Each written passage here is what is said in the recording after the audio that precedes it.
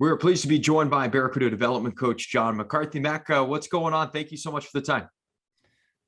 Thanks for having me. Not a lot. Had practice today. We got a 1 o'clock game tomorrow, so wasn't a long one out there today. Guys look sharp, and I know they're ready to go against Colorado tomorrow. I know we've talked about it a little bit, but your job has many different roles. You go onto the road, you check in on some of the prospects. You were just in OHL country. You also went in town, will be on the ice with the guys. So using today as an example, what are a few things that you try to work on? What is kind of the game plan as you go into a practice? What are you trying to accomplish when you're on the ice with these guys? Yeah, basically my job, I'm more focused on kind of individuals as opposed to the team concepts. That's more the coaching staff themselves. I'm working on kind of skill development. So, when I'm watching the guys meaning the Barracuda games, I'm kind of taking notes on things that jump out to me, things that certain guys are doing well, and some things that maybe other guys need to work on. And then, before and after the main practice, I guess, for lack of a better term, I'll grab guys and kind of grab different groups of guys if it's the same skill that I'm working on with the group.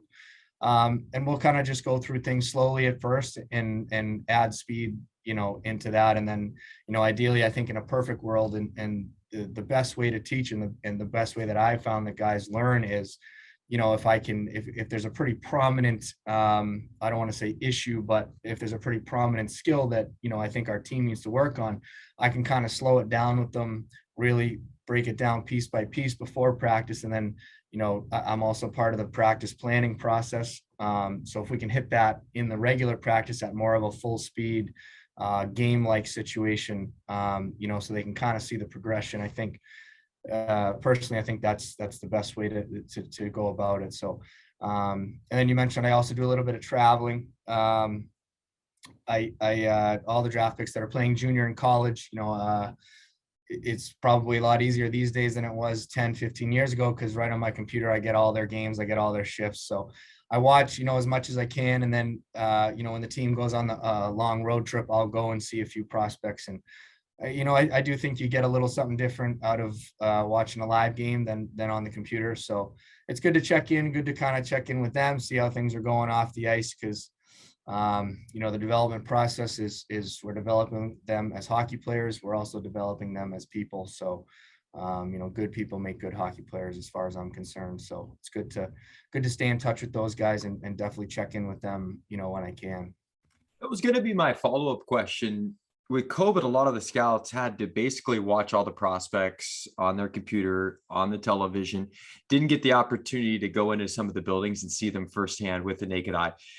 As someone now in that scouting realm, if you will, what do you notice is the biggest difference between watching a game on, say, your computer or actually being there? What can you extract when you're actually in person? Yeah, to me, the difference is, you're picking up more of a hockey sense type of thing. Like, I like to watch warmups.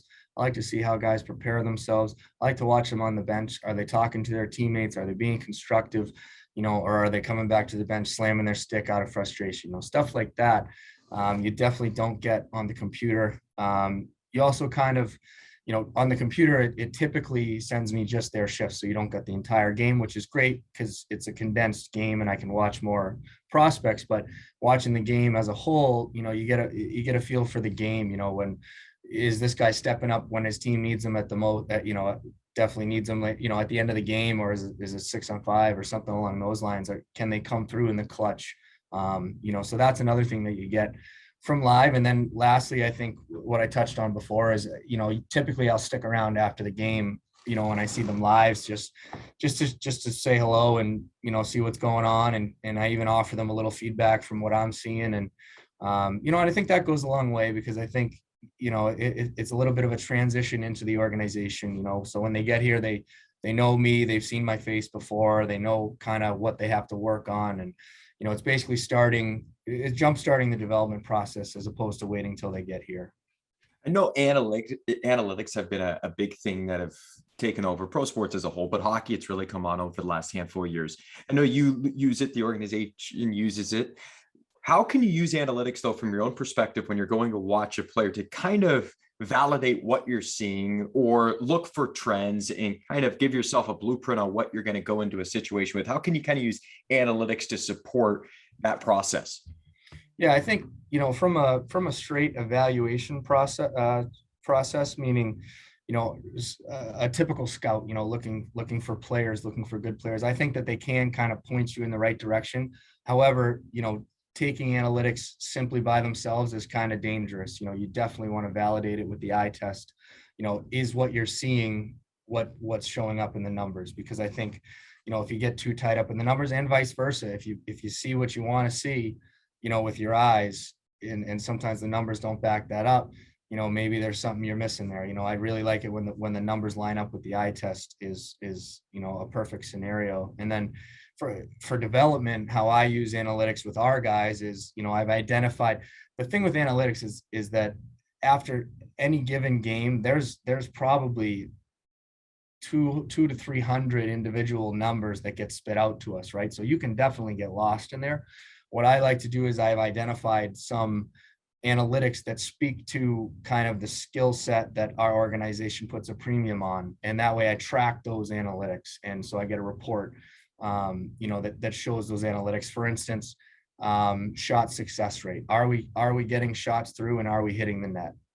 And to me, that speaks to their shot release. Do they have a quick release? Can they get it by, or is it getting blocked? And do they have a quick short follow through, or are they hooking all their shots and missing the net? That's just a simple example of kind of how I use it, in the development process.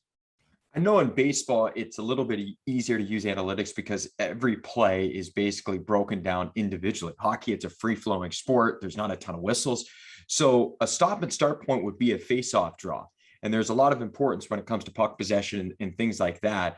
But it's, again, a stop and start point is a face-off. So strictly looking at that part of the game, is there a lot that you can extract? You look at a face-off, it lasts 1 second, but is there a lot that you can extract from a successful team and a successful player? What kind of transpires off a face-off draw?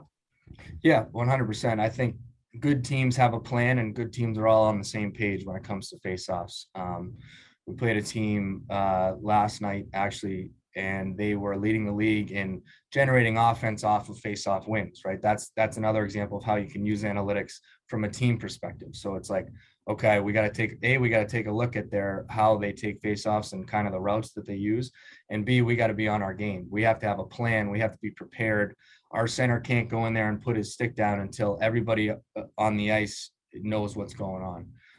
So that would be another use of analytics. And the way they have it broken down is absolutely incredible. They have each center by each dot broken down, who wins on what. So, from an ice time perspective, if you were to be running a bench, you can say, okay, this guy's really good on his strong side in the D zone.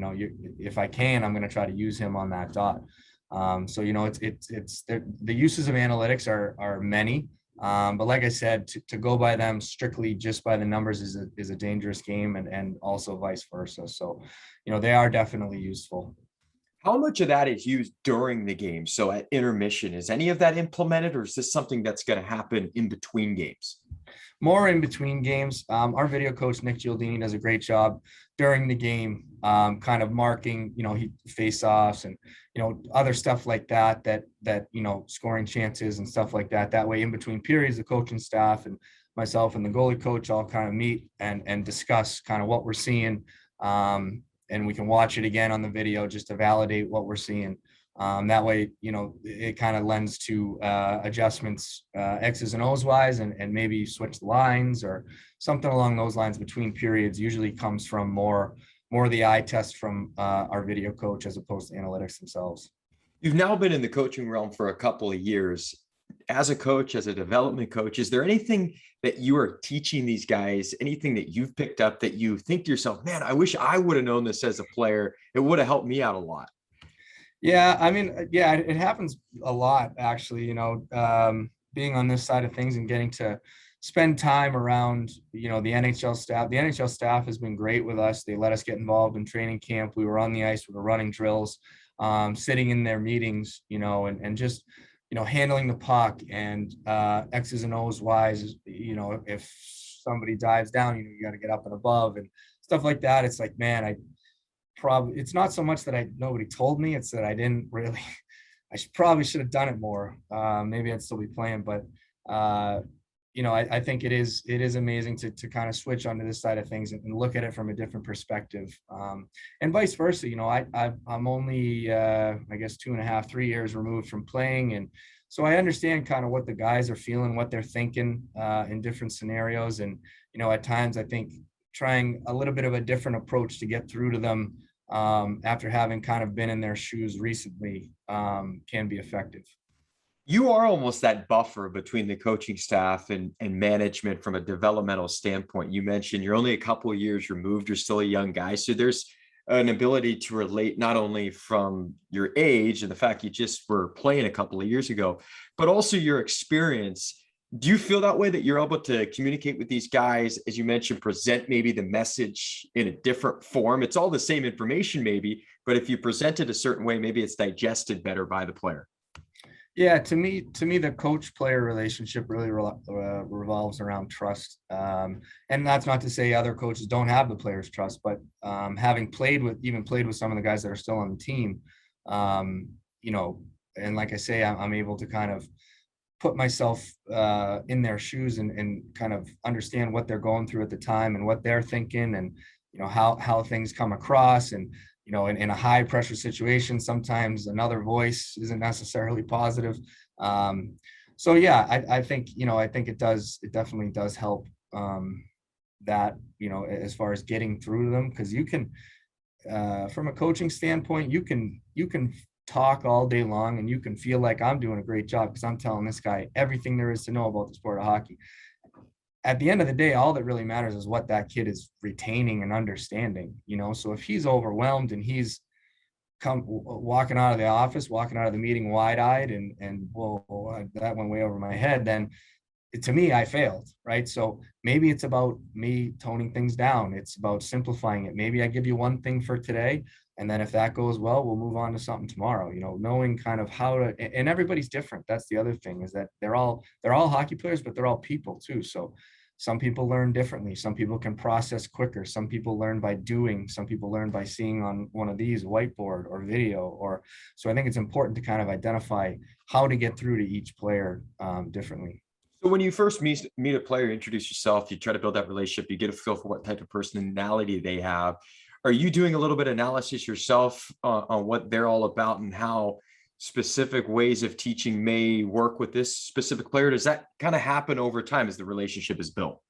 Yeah, I mean, I think obviously you make an initial impression of somebody. It's always, they're kind of always being, even when they're at development camp, they're kind of being evaluated, not so much on the hockey side of things, because some guys, it would be their first camp, and some guys it's their fifth. The guys that are in their fifth are probably going to know the stuff better than, that's fine. But, more, how do you process? Are you prepared? Are you able to engage in a discussion about what what the coaches are talking about? I think that's the important part. Also, to touch on that, when you're trying to figure out how a kid ticks, how does he learn? What is he like?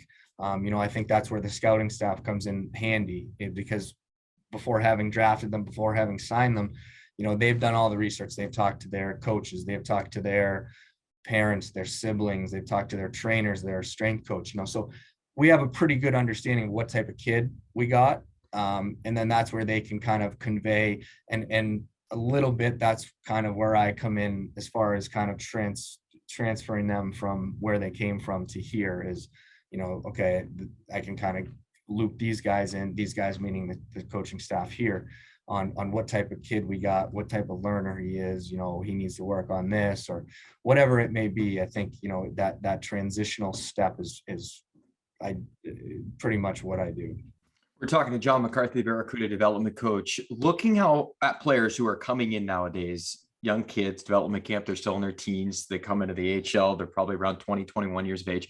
Do you notice these kids being more, not of a finished product on the ice, but more maybe mature and understanding of the expectations, or maybe not at all, but have you noticed any transition from the time you stepped in as a pro to the current player nowadays? Are these guys more ready or maybe even less? I honestly, I haven't noticed that much of a change. Strength and conditioning has become, a world in and of itself. When I first started, we didn't even have a full-time strength coach in the minors. And now we have, two.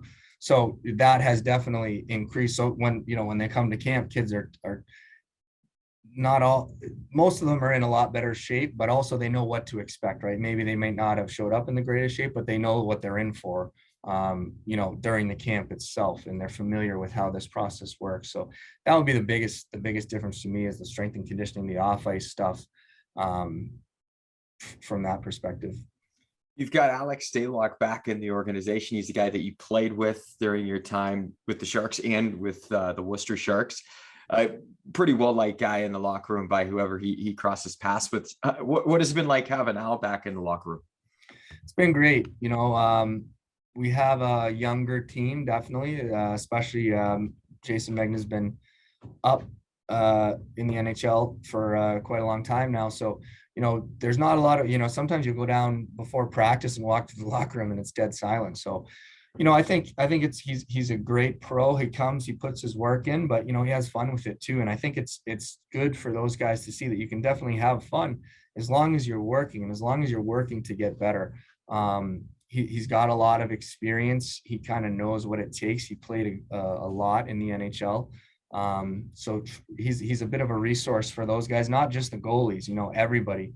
And he's an extension of the coaching staff in the locker room. So he's been great to have around. The NHL trade deadline just came and went, and it's always an interesting time of year. You've got players leaving it and coming and going. You played for a long time. You knew what it was like when NHL trade deadline time came. What was it like as a player, though, watching guys that you've built relationships with, you built friendships with, you were in the trenches with, and all of a sudden they're gone? You don't see them anymore. And then new guys come into the fold. What was it all like for you from a playing perspective? Yeah, it's tough. It's always a nerve-wracking day. Typically, we don't practice on it just because there's a lot of distractions going on. This year we did. I was on my trip, but the guys came into the rink, and it's a little bit uneasy. It's an uneasy feeling.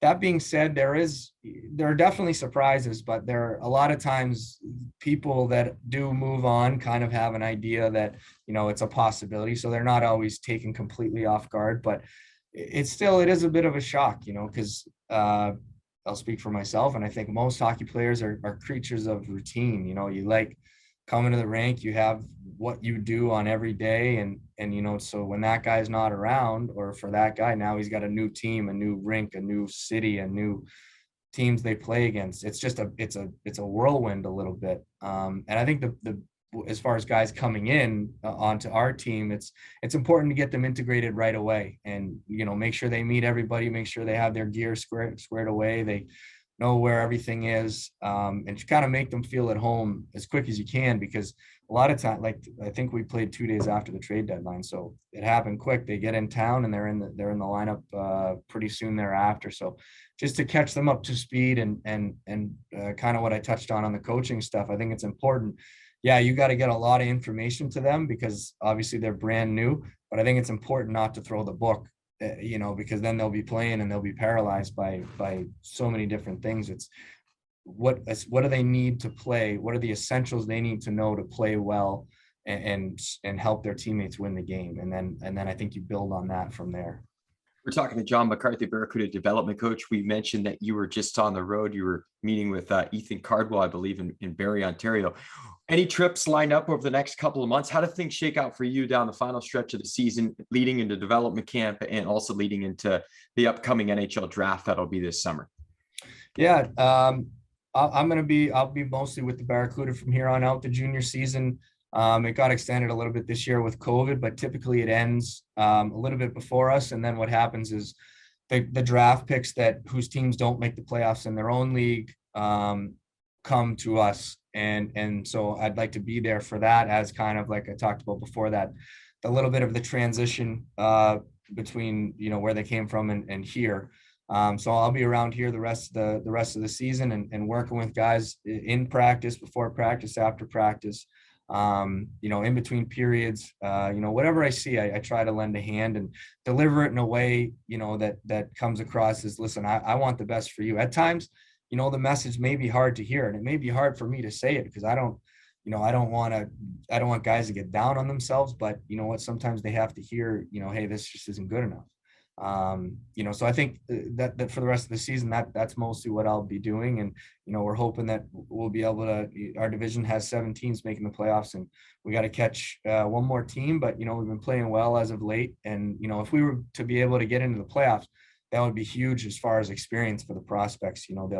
Some of those seasons will be done, so they'll get a chance to play at this level, for us to see them play at this level in a pretty stressful environment, as far as playoffs. So, from an evaluation standpoint, it's huge. And then for them, that way, when they come back next year, they've played a playoff game. So it's not as big of a jump for them to come into camp and make an impact right away. John McCarthy, Barracuda development coach. We appreciate the time. Thanks so much. We look forward to seeing you a little bit more around the rink if you're not traveling down this final stretch. But thank you again. And we really appreciate it. All right, Noli, thank you.